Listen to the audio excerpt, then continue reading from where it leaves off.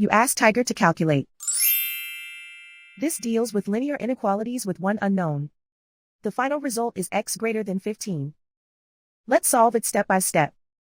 Isolate the x. Divide both sides by -3. Whenever you multiply or divide by a negative, reverse the inequality sign.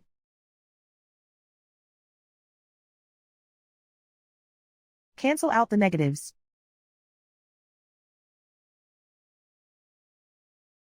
Simplify the fraction.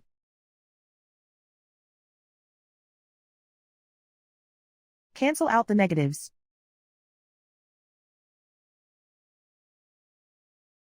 Find the greatest common factor of the numerator and denominator.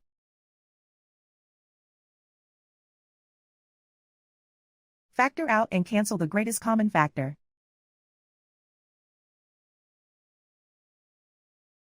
Plot the solution on a coordinate grid.